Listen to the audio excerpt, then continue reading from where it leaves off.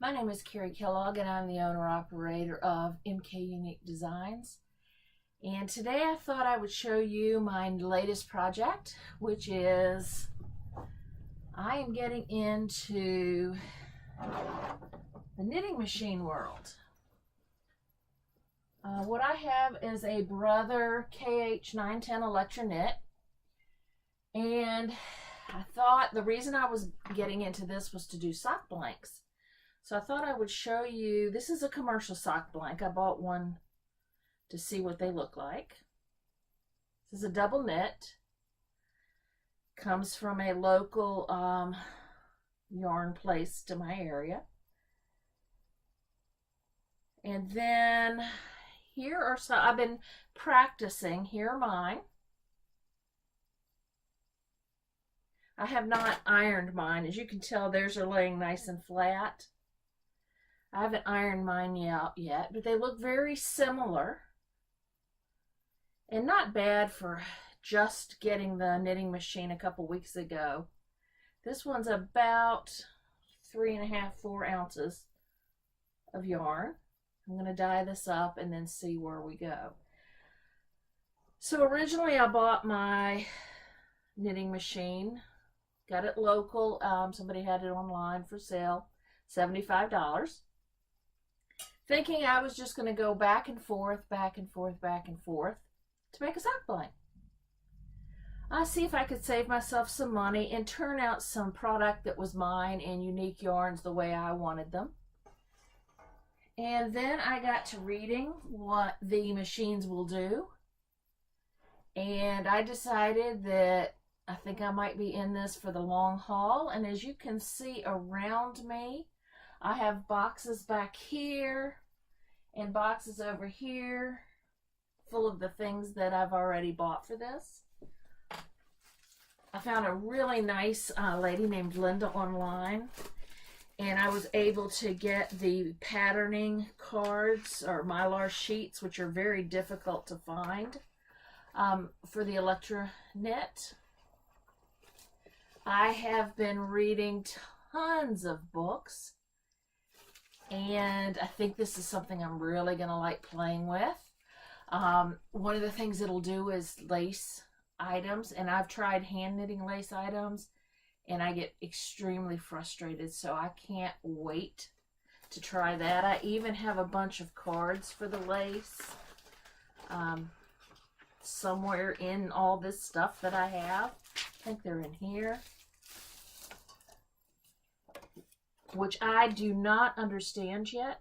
So I thought that I would video as I learn. You can see here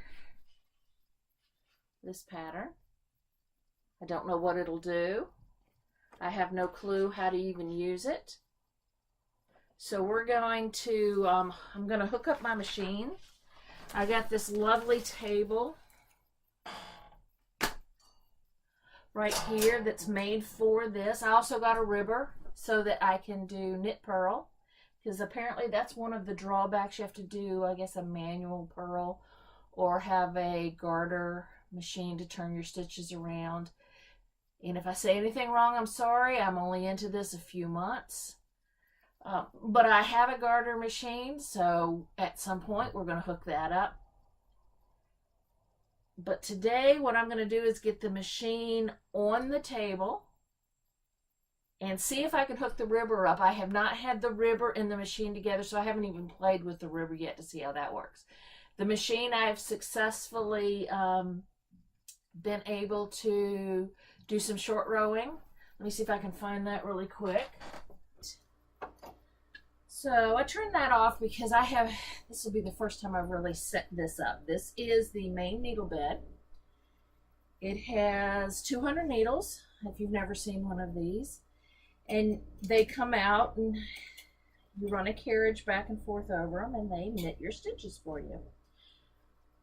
The KH910 also has a panel here for patterning, which I was fortunate that mine did turn on. It does light up. It does let me do what I need to do. However, it did not come with a manual, so I have no clue I've watched a few videos, so I'm going to end up watching videos, touching buttons, and learning how to do this. So what I have to do next, which I have not done, is put the ribber and this machine together. When I bought the ribber, it was a really good deal, or at least I thought it was a good deal. And it did not come with one of the screw or plates that attach the two together. Fortunately for these machines, a lot of the parts are still available, so I was able to get the part for it. So now I do have the manual for the ribber, which is a great help because I'm not sure I could have ever figured this out. So I have to put the KR setting plate to the knitter, and that's these things. Removing screws and sliding them in and then screwing them down so that when I set this bed of 200 needles on, the thing won't fall off in my lap because these things are very heavy. I really like that they're made out of metal, so you know that they're going to last. You still can find pieces for them. There are still, it appears from what I can tell watching YouTube videos and doing a lot of research and going online to groups and things, that people still fix these. There's active Facebook groups that I've been able to find. So it's been really fun to kind of learn and branch out and do something, learn something different regarding fiber. So I'm always into learning new and different ways to do this. So I have to put this piece maybe in here, maybe in here. I'm gonna have to look at pictures. Things don't always make sense to me. Setting plates. The R goes towards the back. Insert them in the holes. I like this book. I like the directions. It says, insert them into the holes of both sides of the knitter. Be careful of the R and L markings on the plates. R stands for right, L stands for left. I wish I knew what I was doing, because I don't exactly see how these go in there. So I'm gonna turn you off while I flip things upside down and take a look. See you in a sec. All right, makes sense now. I was trying to attach them down where I attached the knitter to the table. That's not where they go. They go up here on the machine, way up here.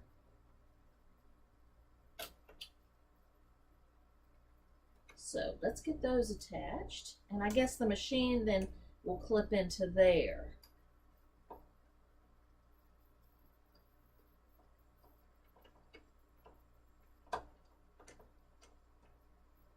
Those tighten down.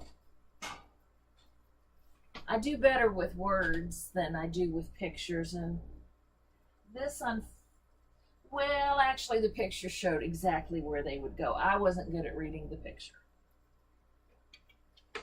But it makes perfect sense now as to what this bar on my knitting, or this little hole on my knitting machine was for.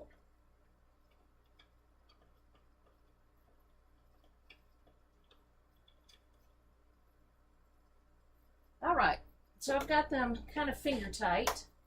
It didn't tell me how tight to get them. I have a feeling there'll be directions for that later. Oh, real quick, I did find a short row for you. Mind you, this is the sock for the Jolly Green Giant. This is a toe that I did doing a short row. I have several more laying around because I enjoy doing this. I love knitting socks by hand, so I can't wait to try knitting socks on a machine. So you can see kind of how that short row works. And I can't wait to learn how to put like decoration and all along that seam. All right, so next, they have a cross-sectional view.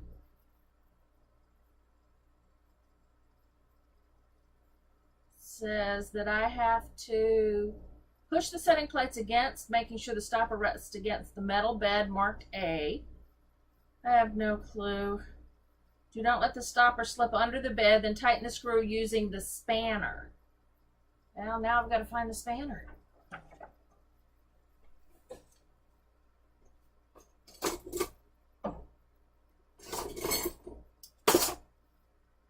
You'll have to watch me dig through these boxes. Part of my problem was I was downstairs playing with my machines, and when I realized I didn't have the parts, I moved everything upstairs where I'm going to work. So now everything is in different boxes laying around. And I know I'm in the right area because I know I need this. And these are the other parts that came with the ribber.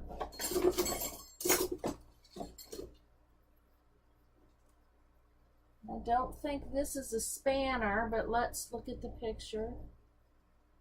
No. The spanner kind of looks like a funny looking screwdriver.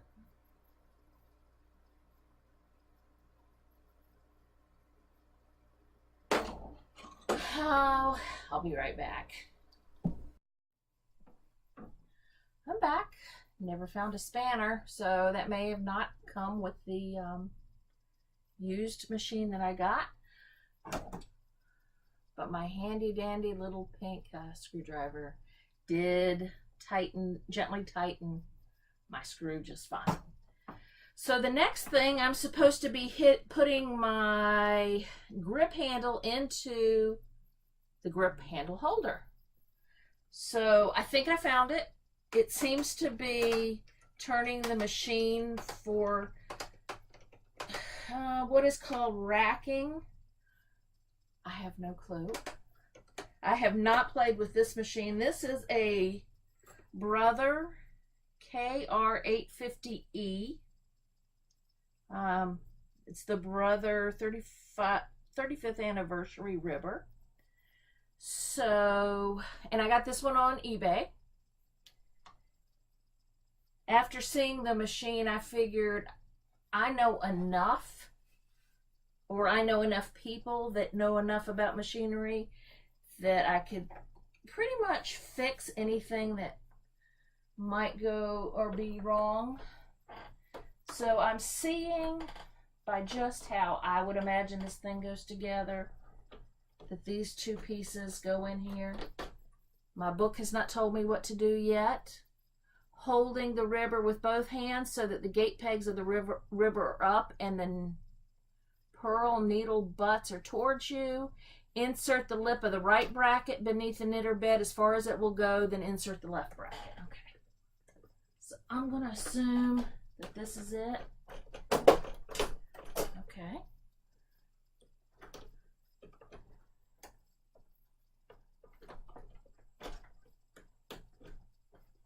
It doesn't seem to want to go. This is going to be fun.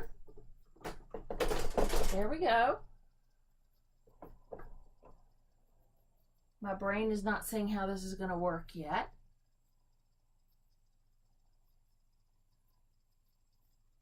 But this is as far as mine will go.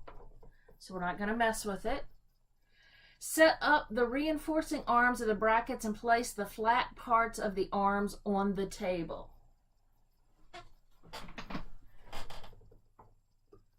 Okay. There's these two like hinged, they go down really easy, hinged things. That must be the support for the table. This one doesn't seem to be in all the way. You're also going to get greasy fingers when you do this, because everything is covered in grease. Not grease, but oil. You want it well oiled. Okay, we've done that. Using the table clamps of the KH.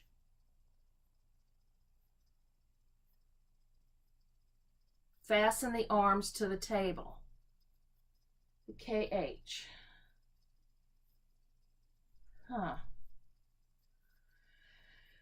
I think this is the KH, because I have now clamps left over that used to hold those on the table. And I think what this is going to do is hold down those little supports that we just put on. So let's see if that kind of pans out for me here. Oh, if I put them under here, they will.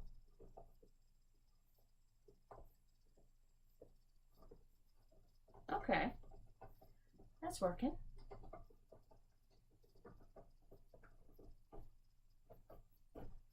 Still don't understand how there must be a piece or something I'm missing at how these two get really close together to knit.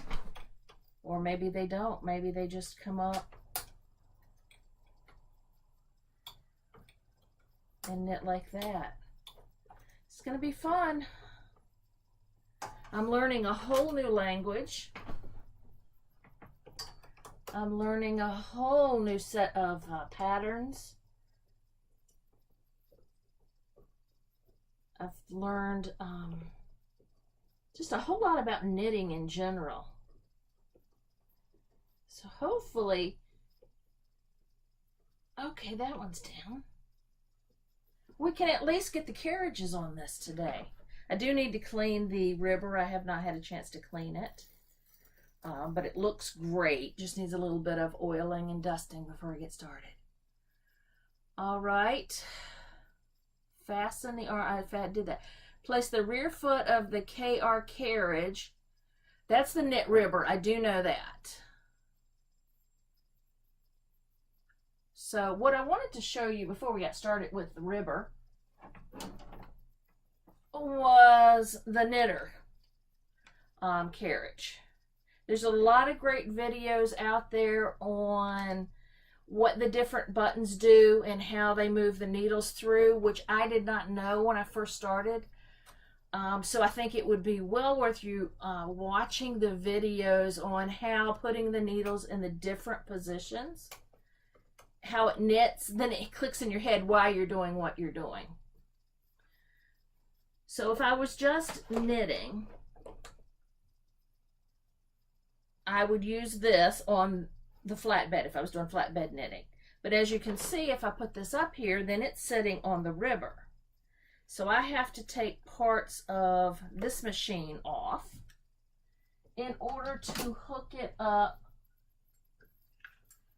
to the ribber's carriage. Now I'm going to get a little close and hopefully you can see. The ribber carriage needs to be cleaned. I don't know if the light will let you see. I have not had a chance to clean this.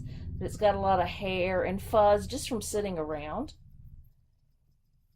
So I'm going to get out, before I do all this hooking up, I'm going to go ahead and get out my oil and brushes and get this cleaned up. And I'll come back when I'm ready to hook things up. All right, while you were gone, what I did was I have a kind of a stiff bristled brush I got from the hardware store, probably $1.98, and I just brushed the back of the carriage really well. There was a lot of fuzz in it. I brushed the bed of the needle bed. I oiled all of the machine. I sprayed some on the bed. It'll be this part on the ribber. I also did my main needle bed also. I did all the tracks that the machines run in. You want anywhere that there's metal going to touch metal, you want a little bit of oil. So here's my ribber. It's running smoothly on my needle bed. My needles are all going up and down really well. Let's see what'll happen. I'll probably, because I have not done this yet, probably. You see that? Can you?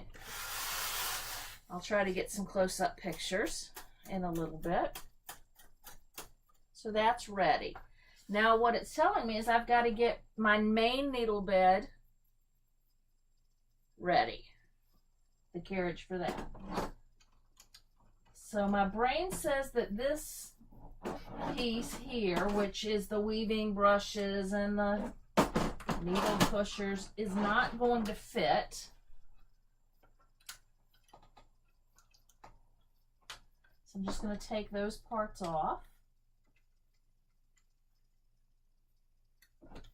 For me, these machines seem to make really good sense. I'm not sure why. My brain has always understood these things, even though I'm not really mechanical. So I'm going to slide this one on there. See, this one slides really well because I have it oiled. Look at that. Not bad for a used machine. Cleaned this one up really well and oiled it. Then wiped all that dirty oil off and then oiled it again. All right. So now I have these thumb screws that are in the front of this carriage that hold the pieces on. You can see them there. So my brain says that I am going to thumb screw, because I have two places, this one. And if I'm wrong, I'll figure that out in a second.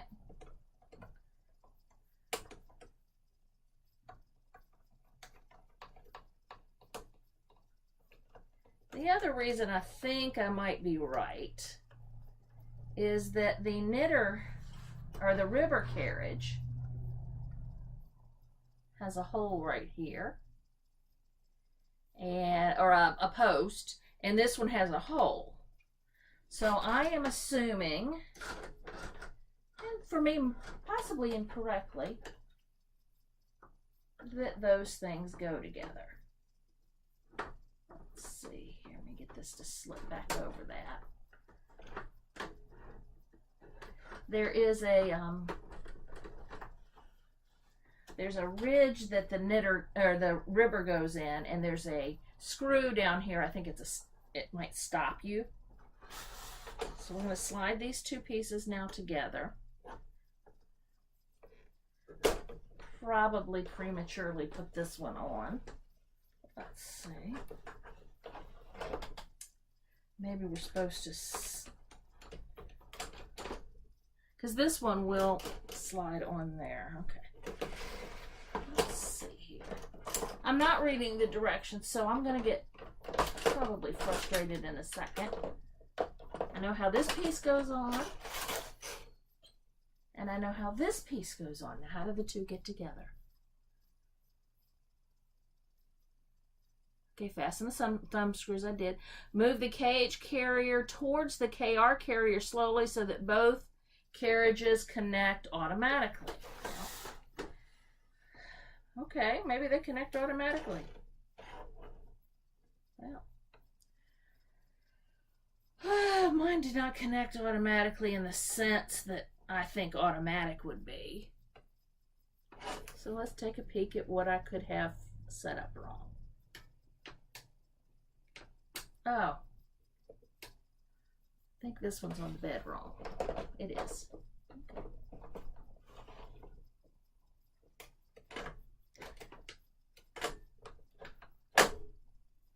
Well, they connected together, but that is definitely, I don't think, where they connect.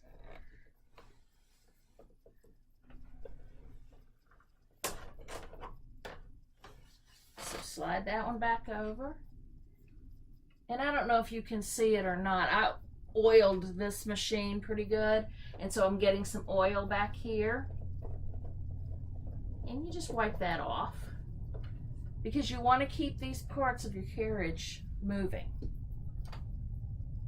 So let's put you on.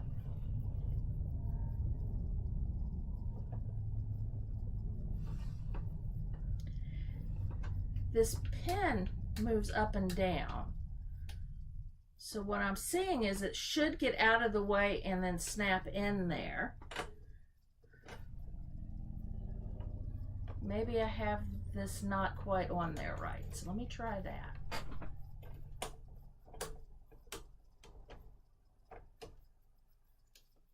I might have it, you know, too low, too high. You never know.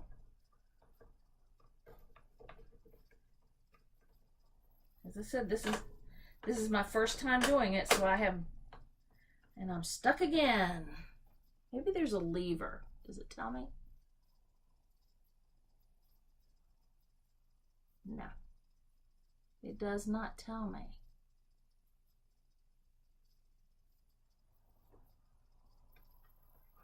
It just told me. I didn't read the directions.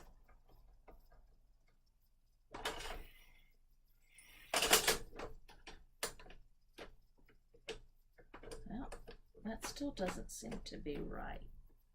Maybe they're offset and I'm not understanding that, because that seems to be...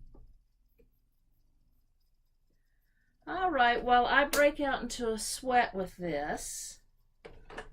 It keeps wanting to settle right there. Maybe that's where it goes.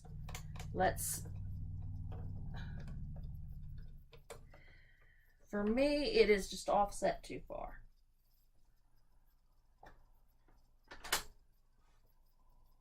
So maybe I have something set wrong that's making it set like that. I'm going to pause the camera and take a second. I'll be right back. Suspected something just didn't seem right. I could not get the two machines to line up and the pin go into this hole. So I took everything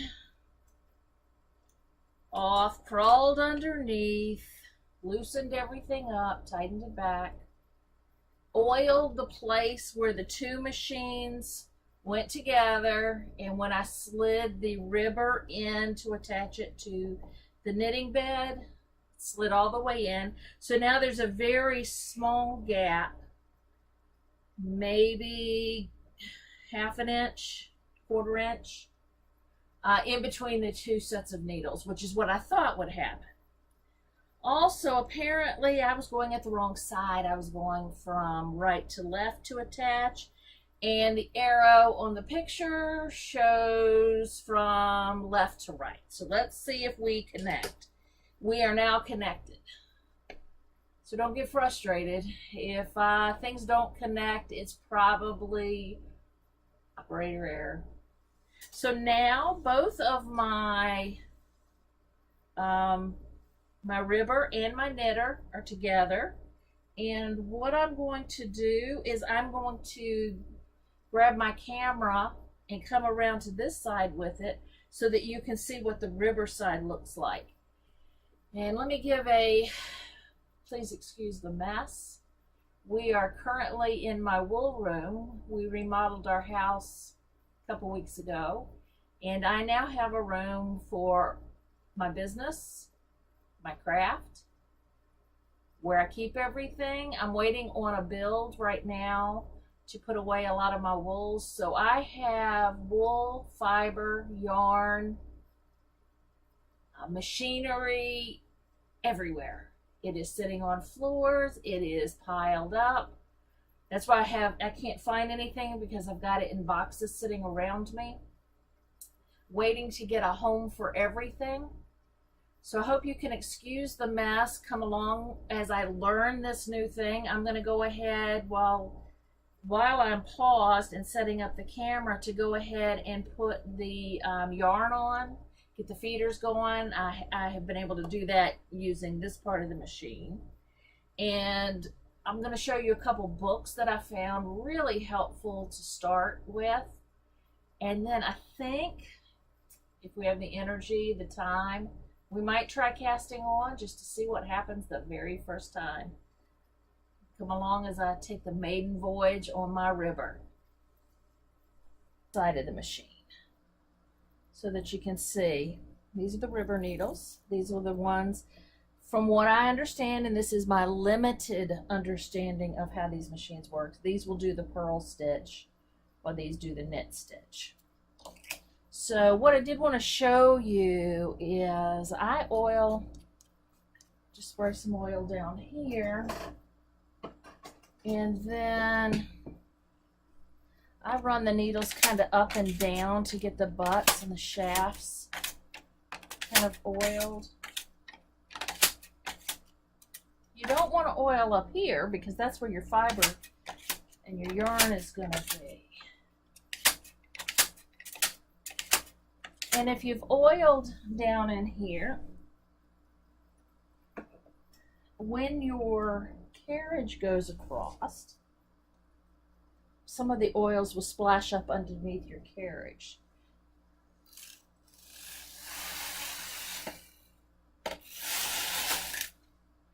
So I haven't really told this carriage what to do with these needles yet. It's probably on part and hold or knit. Let's see what happens if I put it on knit.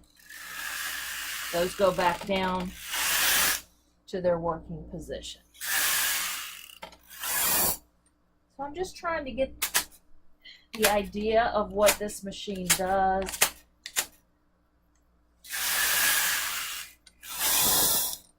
Some things I have read is that if you don't have it set up right, your two needles will butt against each other. So we'll put one of those needles down. Let's take these down and see. Mind you, all I can do is tell you that I've been reading.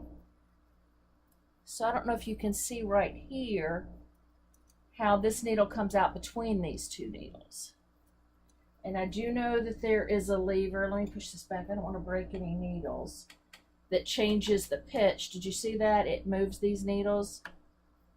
So now let's see what happens when I push. I can already tell they're hitting gate pegs.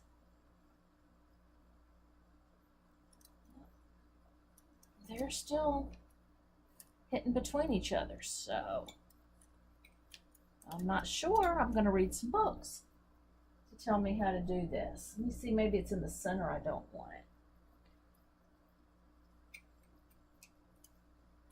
it. This is how I learn. I ask myself, what is it? And then I touch all the buttons. Over here, this says 0, 1, 2, 3, 4, 5, 6 through 10, left and right. Have not figured what this is. I do know that this moves the whole bed. And there's a racking machine. Okay, now I see what that does. As I said, this is how I learn. When I do this, this moves the whole bed. Can you see that? So I guess I can offset my stitches and make diagonal stitches by how I would move this. That's pretty cool. There's supposedly a way to drop the bed. There it is. I touch that button. Now, I don't know how to raise it. Up there we go. Apparently there's some switches on each side that will lower the bed so that I can knit with just the flat bed. I had read about that. No clue what that one does. So I am so anxious. This is the tensioning dial, which matches up here.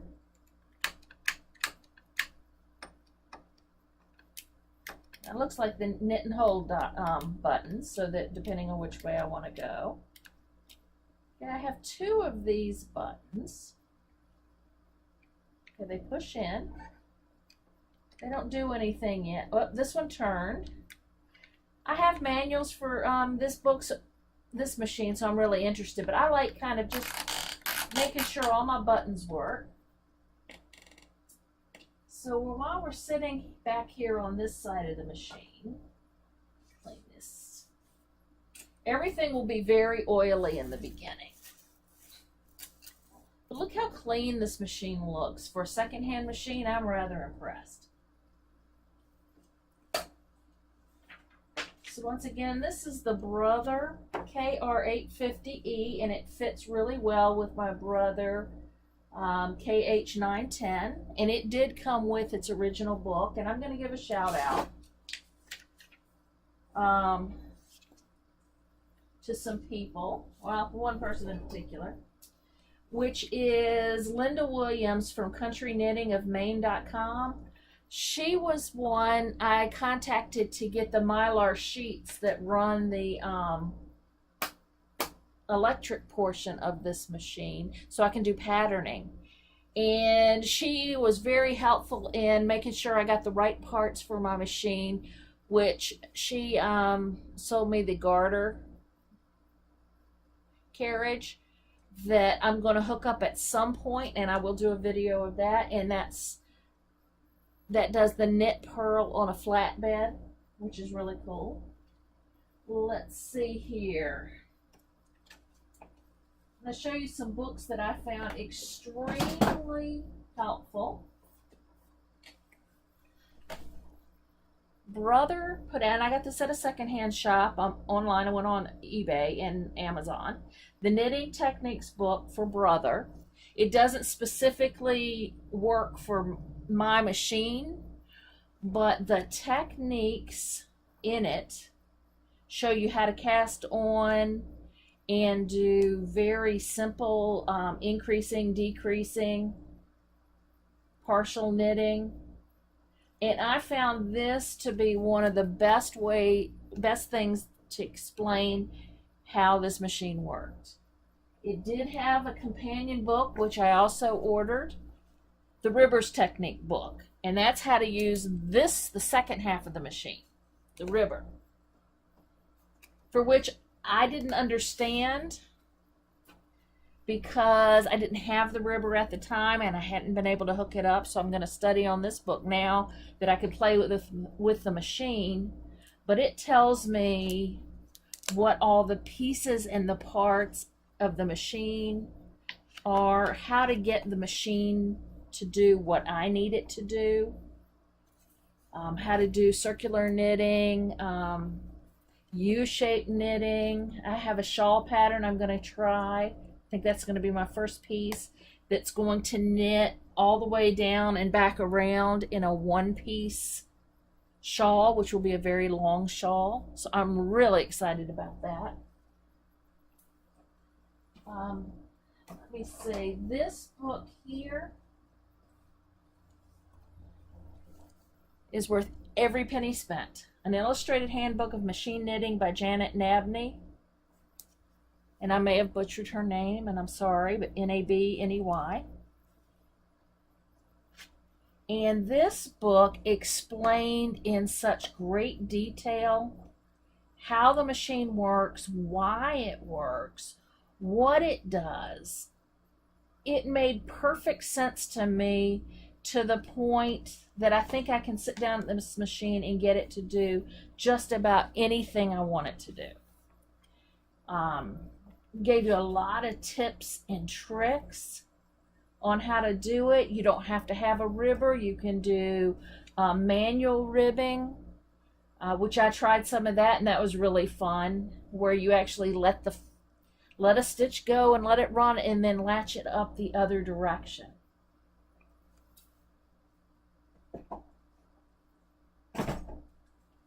I've gotten Machine Knitting Techniques of Slip Stitch by Denise Musk, and I just look at all these patterns and I can't wait to try these. And there's several people online that I have found, and I cannot wait. I've got one book that I'm reading now, and it's not up here with me, about hand manipulated stitches, where you use these tools to move the stitches around to make them unique. So you'll be able to take this. You don't have to do flat knitting, which is what I thought these machines did. I thought all it's going to do is the knit stitch for me. I am so excited. I cannot wait. And I want to thank you for watching. I'm going to go ahead and pause if you want to continue on. I'm going to try to cast on, but I'm going to have to read the book and study the book really quick, and I don't think you want to sit here and watch me study the book. And I'll come back after this and see if we can get cast on this morning.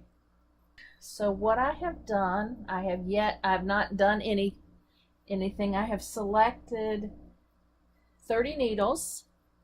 I've done 15 on each side of 0. The machine, and I have not run the carriage yet, so you guys will be watching the very first time that I screw this up. It said to slide my yarn in between and hold it, and with my carriage on the right, I'm going to slide the carriage down, that I need to thread this machine. So I'm going to go in here and thread the machine. All right. It says to continue to hold the yarn with my left hand and move the connected carriage from right to left. The yarn will hang on plain and purl needles. Okay, and let me go over I just lost it. That's okay. Let me show you how I set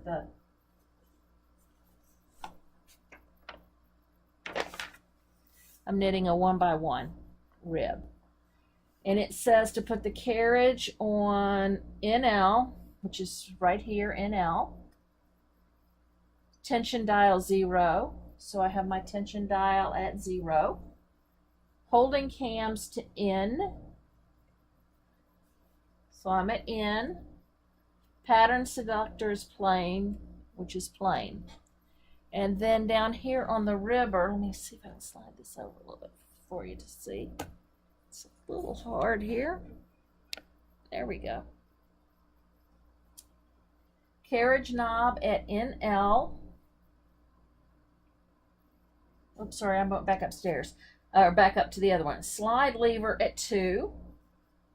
Tension dial is at 0.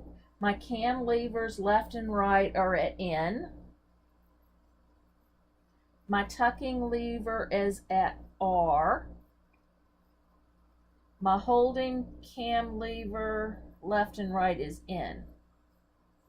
I've got an N here, I've got an N here, I've got an N here, and I've got an N here.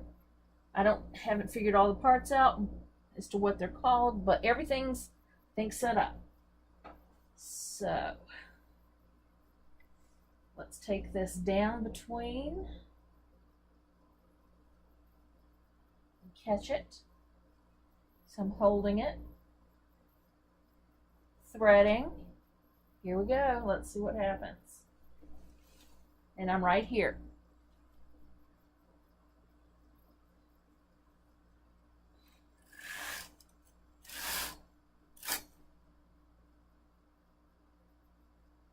All right. Let's see if I can bring you up a little bit.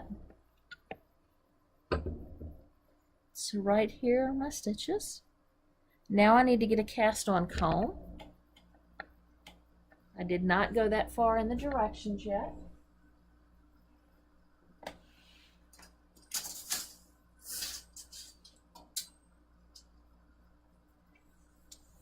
In watching the videos, this is the cast on comb, and it has a wire in it.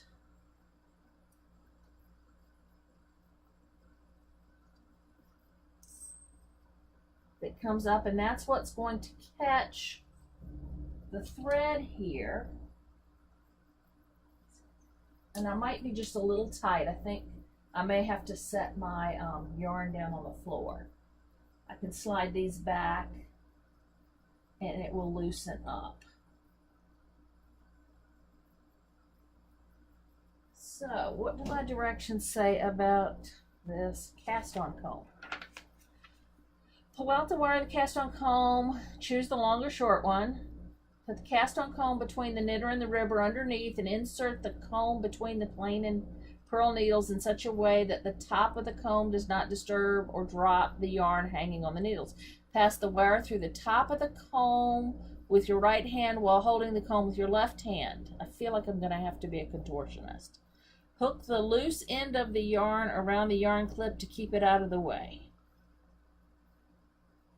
So it's got a lot of pictures for me to look at as to what is the wrong way to do this, what is the right way. So let's see what I can do with this. I'll be right back. All right, so all of this took place underneath here, which you would not have been able to see. So I'm gonna get another cast on comb. This is a bigger one, and show you. I had to pull out this wire, and then these little eyelets went up between the thread, and then the yarn went over it so that it could weight it down. And then I had to reach up underneath there and hang weights so that as I knit, my knitting will be pulled down and won't gum up in the machine. So that's where we're at now. That's all underneath that machine. And now what it's telling me to do is to get the perfect selvage, I have to change some things around. So I have to set the carriage to tension dial 1. Get it up here, 1, 1. For whatever reason, my yarn seems very slack, so I'll have to watch that. Move the connecting carriage from the needles left to right. Only the plain needles will knit. Okay, so I have to change something here, maybe. R, R, PR. So I need to, I guess, go to PR here.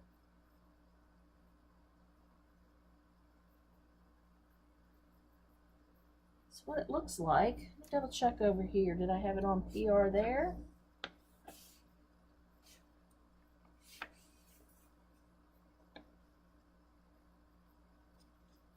See, I had it on in. So I do need to move that to PR. I need to move this to R, this to N, and this to N, and this to N, and this to 1. Okay.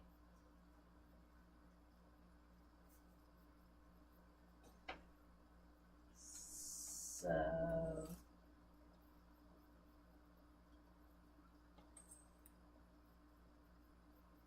let me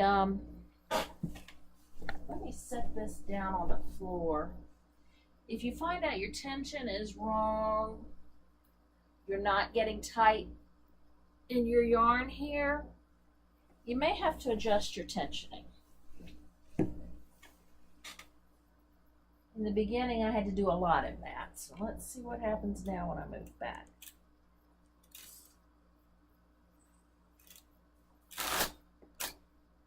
Well, it does not want to go back, which means I'm locked up.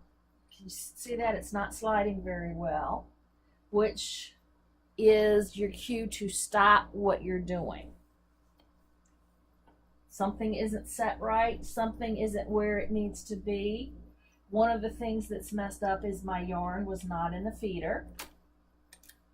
Okay, it still won't go. So I have something wrong. That's what the machine is telling me. And if I continue with it the way it is, it's going to mess up. So what I'm going to have to do is take everything off, get back to this step, and I'll be right back. I figured out a couple things that I did wrong.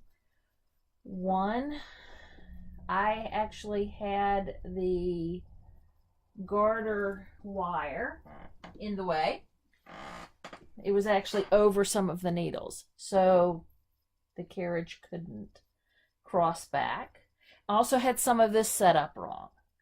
So I went back through. I forgot to put a part button on, and I actually had a needle threaded wrong. A needle, I think, is bent on the ribber a little bit, and it had picked up another stitch.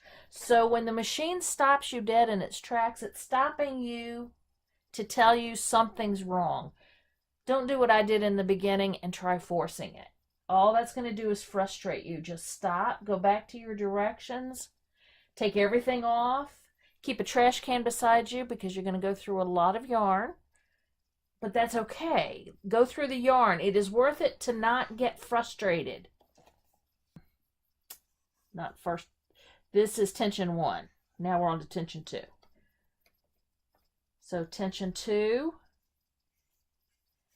go back to plain, which I had forgot the part button the first time. So I'm on plain and go back to knitting. All right, so on this one, I set the N, I go to N, go to R, I go to N, I go to N, and I set this one on 2. So here we go. Let's see if we can get 2 without having to stop. All right, so that went across fairly easily. And see, I've got the tension right now. It's picking up the slack for me. All right, so we finished that. So I guess I can start knitting. Let's see what happens. Here we go. I think I'm gonna, just for the sake of giving this machine a little bit of peace, open this up just a hair bit more.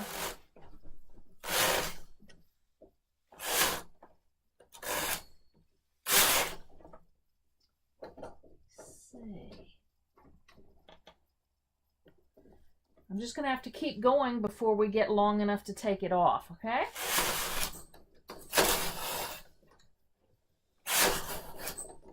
And I think I have a weight set wrong under here because the garter or the weight bar is up a little bit.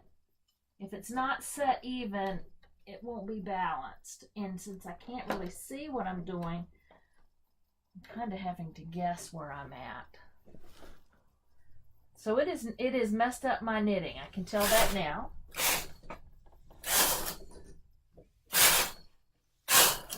Now that I've gotten it even, how much easier this is. But it looks like a hot mess. So I'm going to go ahead and disconnect. And if you take your thread out of your machine, it will auto cast off for you, but you want to make sure you take your weights off so that you don't auto cast those off onto your foot.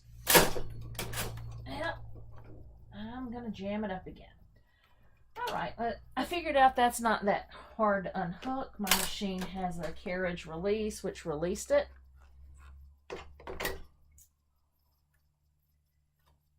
So let me just hand knit these off, which is probably what I should have done in the beginning.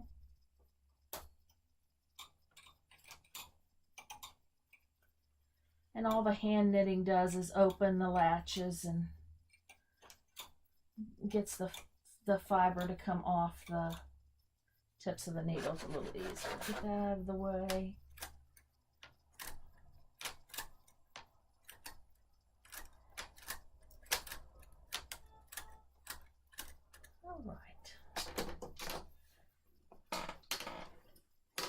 Sorry about this. Let's get this wire off of this.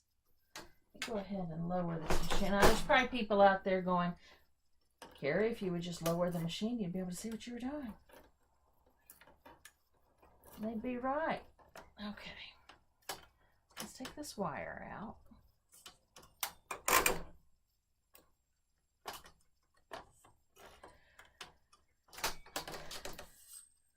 See, when you do yours and you're wrestling like this, you'll know you're not the only one.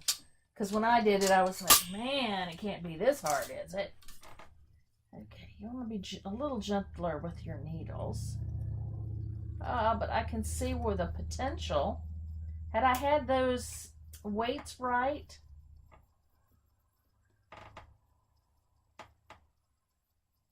let's see if I can get this up there. Can you see that ribbing? No, you cannot, because I'm going the wrong way with it. There we go. Look at that ribbing. Isn't that cool?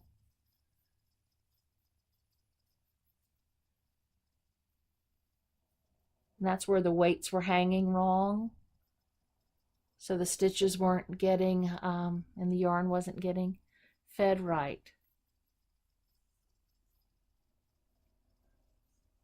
I'm going to keep practicing.